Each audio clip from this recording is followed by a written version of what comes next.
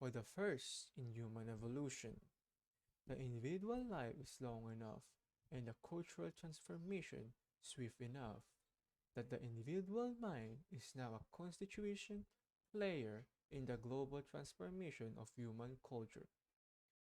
William Erwin Thompson.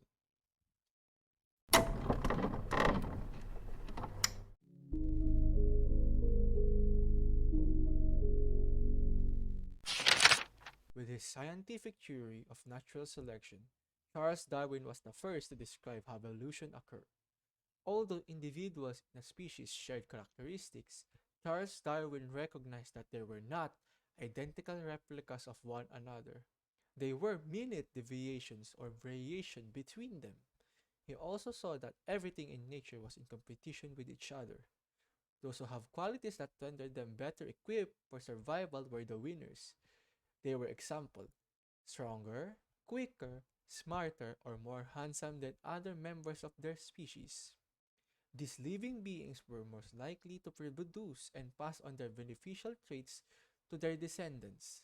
Individuals that were poorly adapted had a lower chance of surviving and their traits were less likely to be passed on. Characteristics that aid survival become more widespread over time and a species evolves.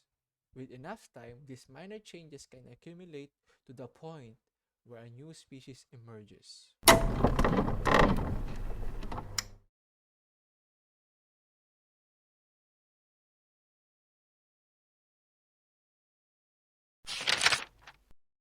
Hunter-gatherer culture is a primitive way of life that relies on hunting and trapping animals for food, as well as foraging for natural flora and other nutrients like honey.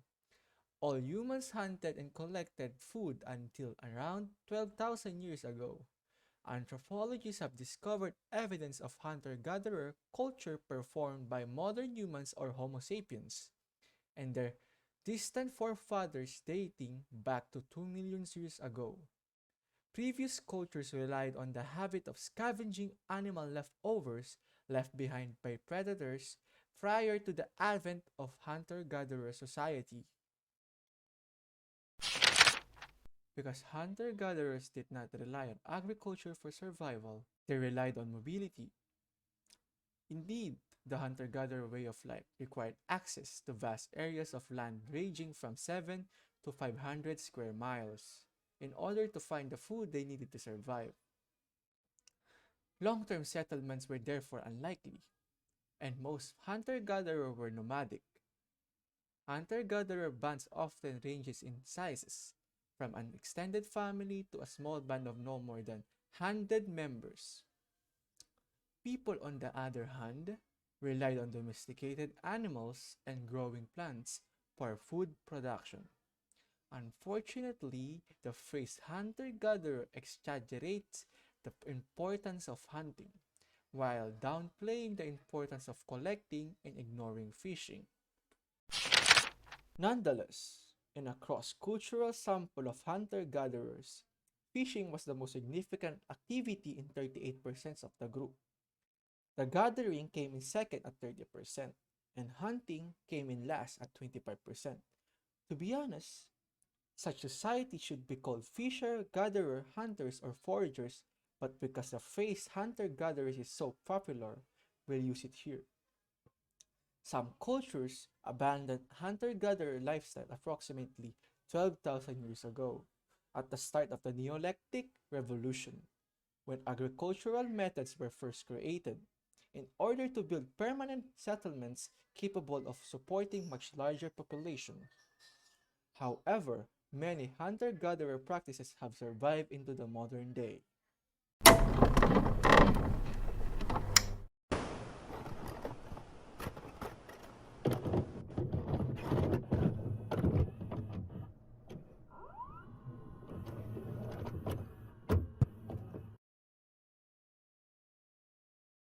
Let's move on the Neolithic Revolution.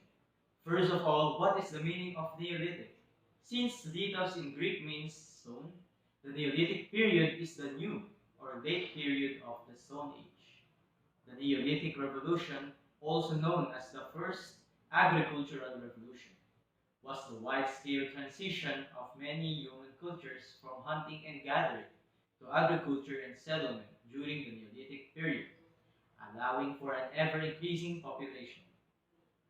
The Neolithic period is significant for its megalithic architecture, the spread of agricultural practices, and the use of polished stone tools. The Neolithic Revolution is thought to have begun about 12,000 years ago, and it was fundamental change in the way people live. This revolution forever changed how humans live, eat, and interact, paving the way for modern civilization. The shift from hunting and gathering to agriculture led to permanent settlements, the establishment of social classes, and the eventual rise of civilizations. This is the period when humans began to do farming by producing, discovering, and developing lands to grow food. In the 1940s, an Australian archaeologist called Gordon Chilwell popularized the phrase Neolithic Revolution, just to highlight the great impact that agriculture had on the human population. Neolithic cultures ground and polished relatively hard rocks to create more useful stone tools. They developed and used a variety of tools that are made of stones. Tools were created by grinding and polishing, and this process makes the tools more refined, sharper, and durable. Stone-made axes are popular in this era. Trees were cut down with an axe that helped them to build houses and shelters. Neolithic peoples were able to build permanent dwellings and congregate in villages because of the production of cereal grains, their freedom from migrations, and hunting gathering economy that gave them the time to pursue specialized crafts. Neolithic Revolution food supply. The beginning of the Neolithic age is marked by the development of agriculture. People gradually realized that by planting seeds, they could produce food. These early farmers cultivated the seeds that would yield from most food over time. Farmers in Mexico, China, and Israel were growing corn, rice, wheat, and barley by 4000 BCE. Sheep, dogs, goats, and cattle were also domesticated or tamed. These animals provided Neolithic people with milk, meat, and leather, among other things. Other animals, such as donkeys, assisted in the transport of heavy loads over long distances. Neolithic Revolution occupations. The increased supply of food from farming, on the other hand, allowed people to develop new skills during the Neolithic age. To put it another way, a surplus of food allowed some people to abandon farming entirely and focus on a skill that could be traded for food. Specialization of labor is the process of learning a single craft. In the town of Catalhoyuk, in modern-day Turkey, people learned to spin thread and weave cloth, techniques to create jewelry and shrine decorations in honor of local gods and goddesses. Other honored skills in the creation of pottery, baskets, or crafting tools. Neolithic Revolution population and settlement. Settlements grew much larger and more permanent during the Neolithic period. Farming provided consistent food and allowed a large number of people to stay in one place for an extended period of time. Thousands of people would be housed in a few settlements. Farmers in Catalhoyuk grew more than 14 different types of food plants for a population of 8,000 people. Others constructed new homes, classy shrines, and crafted tools. The manner in which the dead were buried also changed as special graves were created. Neolithic Revolution, Resources, and Trade. The Neolithic Age saw an increase in trade between settlements in the Near East and Mediterranean Sea. As people seek resources outside of their immediate area, trade grows. Obsidian, a black volcanic glass, was one of the most widely traded resources by that time. It was capable of producing excellent blades. Hematite, a red ore used to make up, was another popular trade item. Traders would travel overland with donkeys or by boat along rivers and seacoasts to obtain these resources. The development of Neolithic culture appears to have been a gradual, rather than a sudden change. Now, the Neolithic revolution culture continued.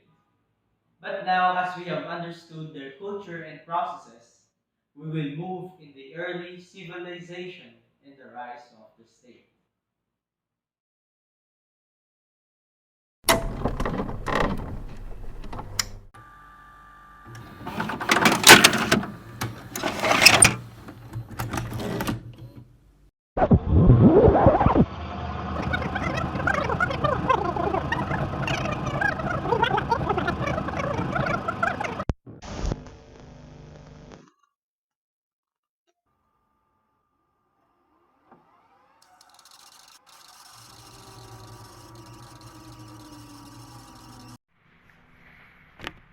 What is an early civilization? In many parts of the world, early civilization formed when people began coming together as an urban settlement.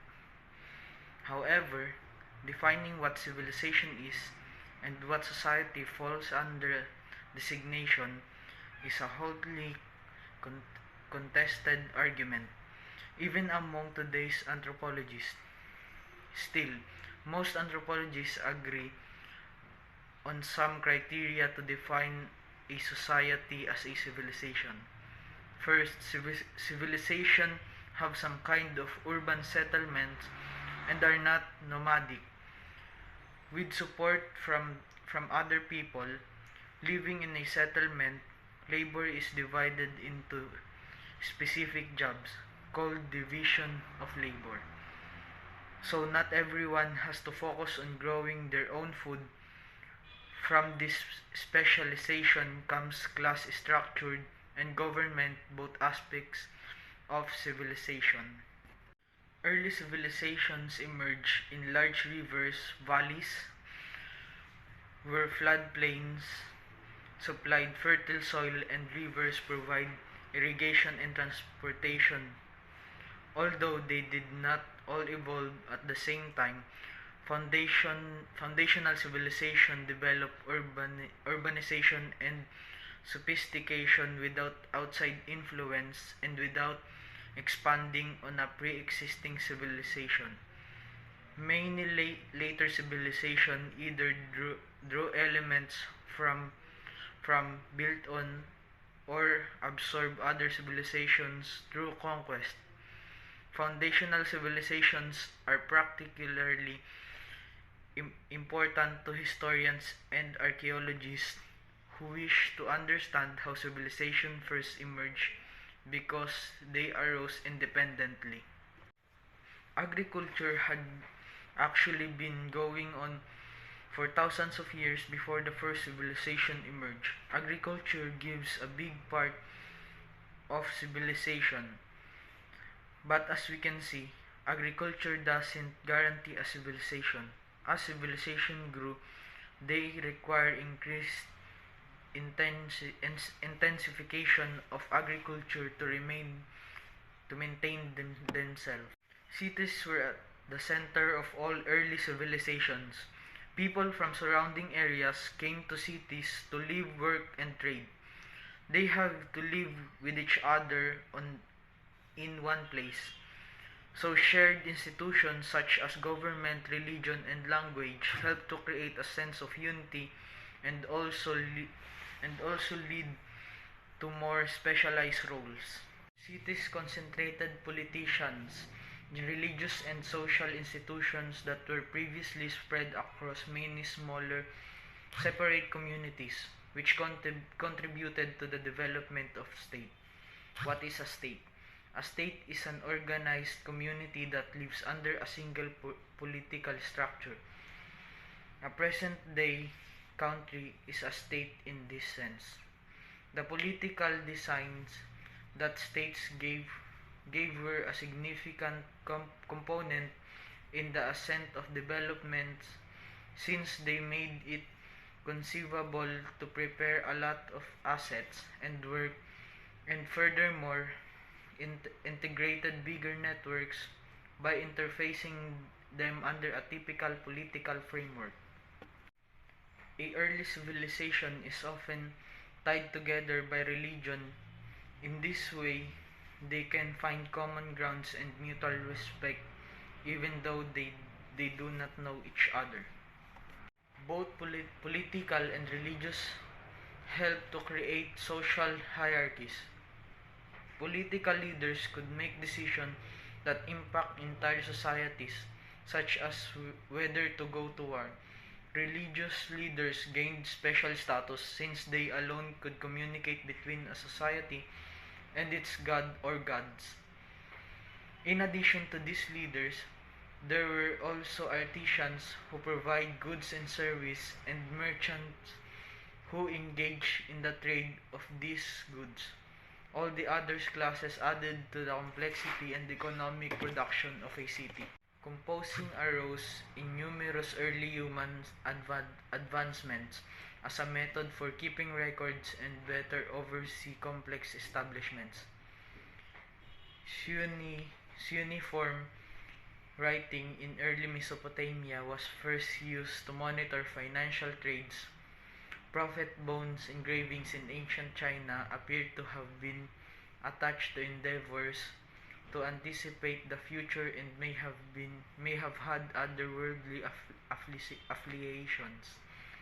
Quipu-tied strings used to keep records and perform computations showed up in South America. In every one of the spots where composing grew regardless of its structures or reason, proficiency, or the capacity to pursue and compose was restricted to little gatherings or profoundly taught elites like capists and illyrists. Writing offered new methods for maintaining law and orders as well. The first legal codes of written collections of laws were the Code of Ornamu from Sumer, written around 2100 to 2050 BCE, and the Code of Hammurabi from Babylon, written around 1760 BCE. The benefit of written laws was that they created consistency in the legal system. Another notable feature for many civilizations was monumental architecture. This type of architecture was often created for political reasons, religious purposes, or for the public good. The pyramids of Egypt, for example, were monuments to deceased rulers, and ziggurats of Mesopotamia and the pyramids of early American societies were platforms for temples. Cities intensified social hierarchies based on gender, wealth, and division of labor. Some developed powerful state and armies, which could only be maintained through taxes.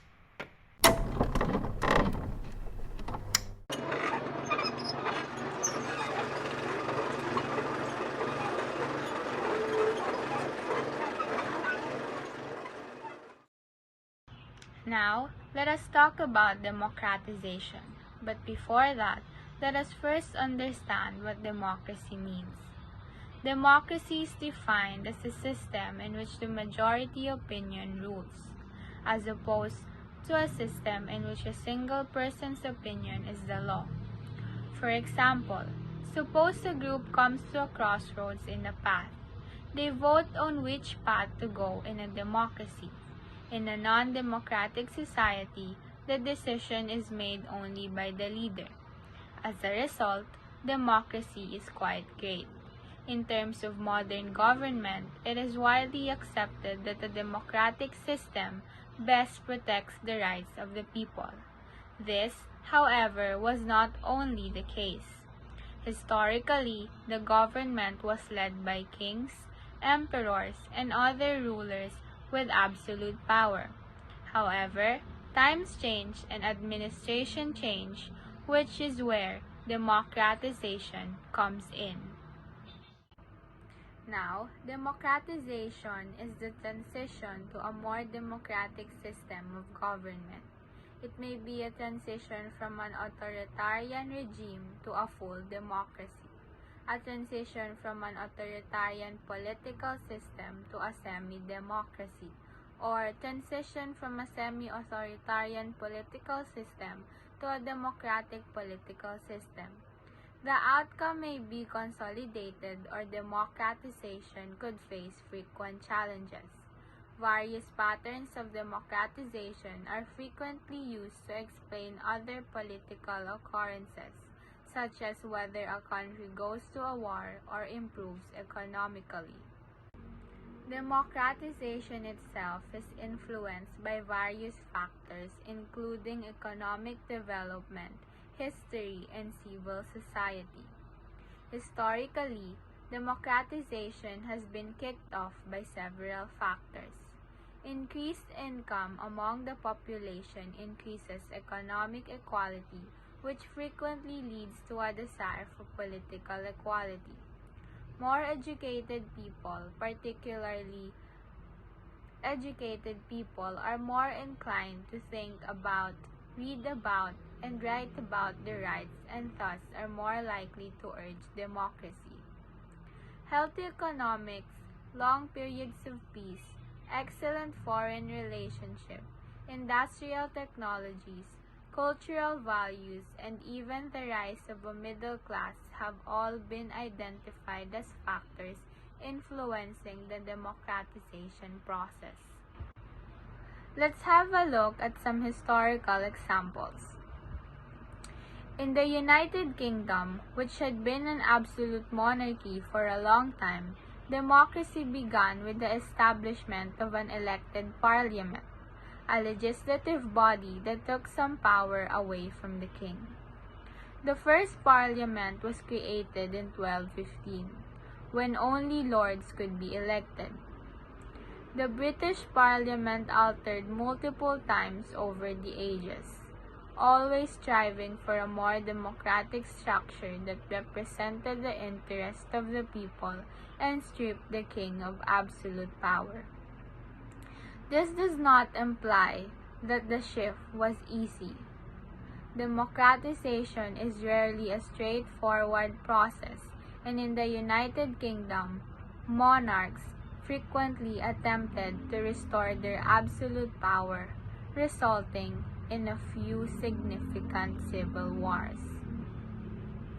The Glorious Revolution of 1688, in which the victorious Parliament forced the king to accept a Bill of Rights, was the one that truly sealed Britain's commitment to democratization.